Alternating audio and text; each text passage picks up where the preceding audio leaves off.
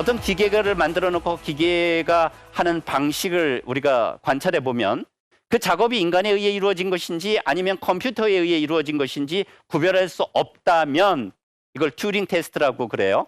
그러면 그 기계는 이미 인간이 하고 있는 영역을 담당하는 것이다. 이렇게 본 거예요. 연산 능력. 1 더하기 1은 2다. 여러분들은 1 더하기 1은 2다. 이렇게 이제 어린아이에게 가르칠 때는 어떻게 가르칩니까? 사과 하나 여기 있고 또 사과 하나 갖다 놓고 몇 개? 2개 이렇게 하면 어린아이들이 이제 인지 능력에 의해서 계산을 하잖아요. 이것을 갖다가 기계가 대신한다는 거예요. 근데 이제 지금 우리가 생각하는 연산은 이거보다 훨씬 더 복잡해지죠.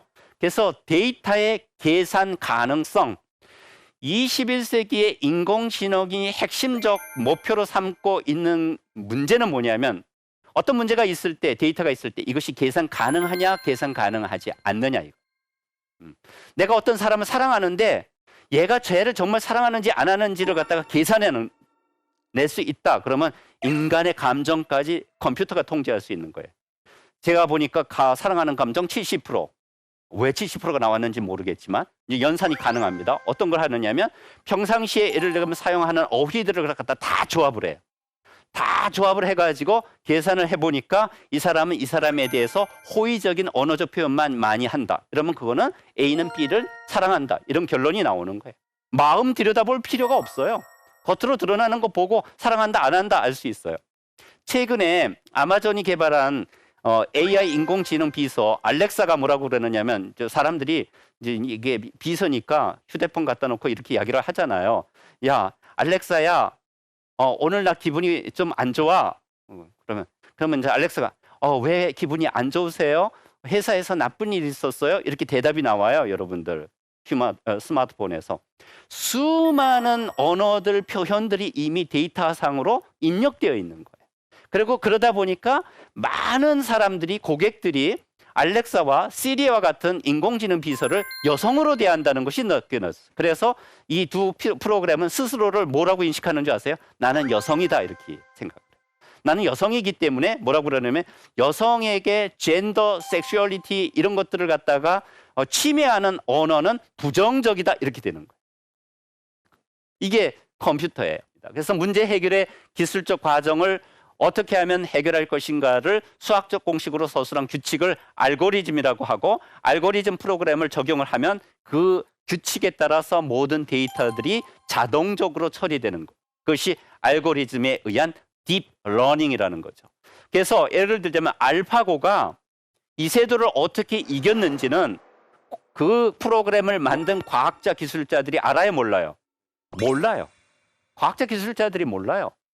이 프로그램 자체가 딥러닝에 의해서 자체적으로 알고리즘화한 거예요. 자, 이런 식으로 생각해 보면 어느 순간이 가면 과학자 기술자들이 인공지능을 만들었는데 오히려 거꾸로 인공지능에 의해서 지배되고 통제받을 수도 있지 않을까? 이런 생각이 가능해집니다. 이 알고리즘에 의해서 지배되는 인공지능의 세계에는 무엇을 제일 싫어하느냐? 인공지능이 제일 싫어하는 게 뭘까요? 계산 안 되는 거 제일 싫어해요. 계산 안 되는 게 뭘까요? 우연한 사건. 우연한 사건을 제일 싫어해요. A와 B가 갑자기 둘이 만나가지고 사랑에 빠졌어. 계산적으로는 사랑해서는 안 돼. 예컨대. 이런 사건들을 제일 싫어해요. 저는 뭐라고 생각하는 사람, 인간이 인간답게 살려고 그런다면 우연히 일어날 수 있는 조건이 훨씬 더 많아져야 된다. 계산할 수 없는 것이 각자에게 있어야 된다. 그것을 개성이라고 그러잖아요. 나만이 가지고 있는 것. 다른 사람과 대체될 수 없는 것. 이런 것들이잖아요. 여러분들이 할 수 있는 능력을 로봇이 더 잘할 수 있다면 여러분들의 존재 가치가 높아져요, 낮아져요? 낮아져요. 그거 똑같은 거예요. 과학자 기술자들은 이렇게 생각 안 해요. 제가 맨날 과학자 기술자들 만나면 싸워요. 이제 우리는 철학자이기 때문에 과학과 기술이 21세기를 주도하는 핵심적인 동력이라는 것은 인정해요. 우리가 살고 있는 시대는 과학과 기술의 시대예요. 틀림없어요. 그렇지만 우리가 생각해야 될 것은 뭐냐면 과학과 기술이 우리의 삶을 어떻게 변화시킬 것인가는 우리가 고민해 봐야 된다. 이런 얘기죠. 그래서 진화론적 생물학을 도전하고 있는 인공지능이 간과하고 있는 사실 중에 하나는 뭐냐면 인간은 역사적으로 형성되어 있어요. 그래서 우리는 과거의 이야기를 듣고 즐겁게 또 과거를 토대로 해서 미래를 예측하는 이야기를 만들기도 하죠. 그뿐만 아니라 인간은 확정되지 않은 존재예요. 그런데 이 인공지능은 인간을 특정한 종류의 유형으로 확정을 하고 있는 거예요. 어떤 종류인가요? 사고의 기능도 뭐로 전부 다 축소시켜요? 계산으로 축소시키는 거예요. 나는 생각한다 그러면 계산을 잘한다 이러니. 그러니까 21세기 인공지능 시대에서 가장 똑똑한 사람은 어떤 사람이냐? 계산을 제일 잘하는 사람. 우리는 예전에 이런 사람들을 뭐라고 그랬죠? 영악한 사람, 밥맛, 이런 거잖아요. 그죠? 네. 그러니까 우연을 갖다가 용납하지 않는 사람들, 이런 사람들을 제일 싫어하는 거죠. 그래서 프리드리히 니체가 이런 이야기를 했어요. 나는 너희들에게 초인을 가르친다. 사람은 극복되어야 할 그 무엇이다. 너희들은 너희 자신을 극복하기 위해 무엇을 했는가? 이 시대에 우리가 살고 있는 것은 틀림이 없어요. 인간은 항상 자기 자신의 상태를 극복하고자 하는 노력 가운데 발전을 해왔어요. 우리 스스로에게도 질문을 던져야 돼. 나는 나 자신을 극복하기 위해서 도대체 무엇을 했지? 이렇게 던지는 것처럼 인류 전체도 우리가 이제까지 발전시켜온 이 문명을 극복하기 위해서 우리는 도대체 무엇을 해야 되지? 이렇게 질문을 던질 때 21세기의 사람들은 전부 다 그것을 과학과 기술의 힘에만 의지하려고는 경향이 있다. 그렇게 되면 앞으로의 세계는 조금 힘들어질 수도 있다 이런 얘기죠. 레이 커즈와이르 사람, 이 사람은 아주 맹신자예요. 트랜스휴머니즘, 포스트 휴머니즘의 맹신자이고 우리 두뇌에 있는 인포메이션을 갖다가 전부 다 하드웨어에다가 올려놓을 수 있다 이렇게 믿는 사람인데 뭐라고 얘기하느냐면 이렇게 얘기해요. 우주에서 가장 중요한 현상이라 할 수 있는 지능은 자연의 한계를 초월하여 상상하는 대로 세상을 바꿀 수 있다. 우리의 지능은 생물학적으로 타고난 한계를 극복하고 그 과정에서 우리 자신을 변화시킨다. 인간은 이런 일을 할 수 있는 지구상 유일한 종족이다. 그러니까 인간은 뭐냐면 자기 자신을 바꿔나갈 수 있다 이렇게 믿고 있어요. 저도 여기에는 동의를 해요. 그래서 이 사람이 지금 인간의 가장 인간적인 특성이라고 꼽고 있는 것은 무엇이냐면 상상력이에요. 이것이 인공지능에게 빼앗기지 않을 수 있는 유일한 인간의 영역일 수 있어요. 인간만이 상상을 할 수 있어요. 근데 만약에 인공지능이 상상을 한다면 어떤 세상이 도래할까? 수많은 사이언스 픽션을 한번 보세요. 어떤 로봇은 이제 슈퍼컴퓨터를 발전시켰는데 컴퓨터가 어떤 결론에 도달했느냐면 이 지구는 참 좋은 위성이고 좋은 삶의 터전인데 이 지구상에서 암적 존재는 인간이야. 인간이 전쟁을 만들고 환경을 파괴하고 기후를 변화시키고 그러니까 인간은 없어지는 게 좋아. 만약 이렇게 상상을 한다면 인공지능이 그럼 어떻게 되는 거예요? 인공지능의 역습이 시작되는 것이죠. 네. 레이 커즈와일이 왜 이런 생각을 하게 됐느냐면 말이죠. 지금으로부터 200년 전에는 인간의 수명이 23살이었어요. 23세. 여러분들은 지금 전부 다 200년 전에는 할머니예요. 할아버지. 100년 전에는 인간 수명이 37세로 늘어났어요. 그런데 오늘날은 인간 수명이 80세, 지금 거의 선진국에는 85세에서 90세를 왔다 갔다 하고 있어요. 기하급수적으로 발전해 왔다는 것을 의미하죠. 다시 한번 볼까요?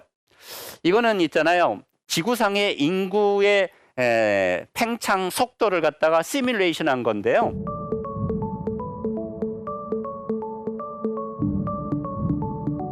기원전 500년 전에 전 세계 인구는 약 1억 5천만 명에서 2억 명, 2억 명이었어요.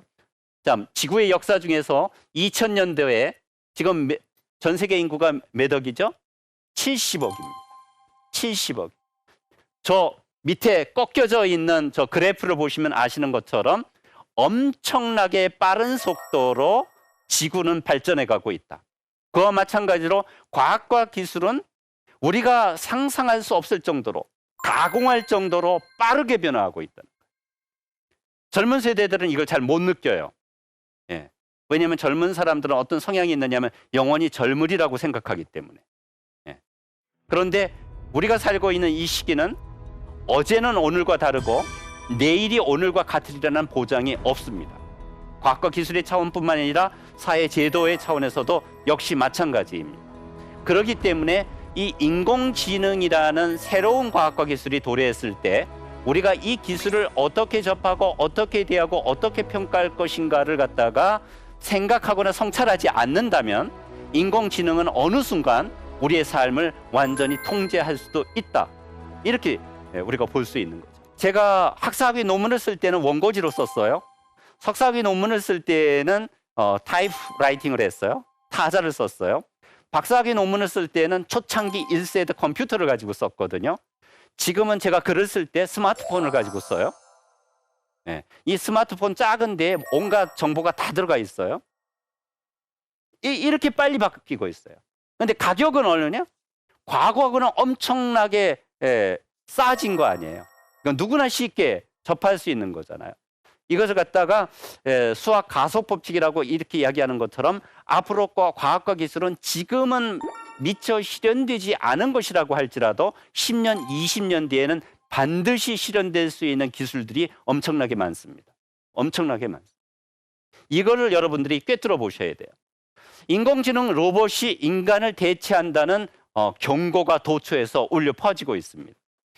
일본 노무라 종합연구소하고 영국 옥스퍼드 대학의 발표에 의하면 601개의 직업이 사라질 뿐만 아니라 10년 내지 20년 후에는 235개가 직업이 대체된다 이렇게 이야기합니다.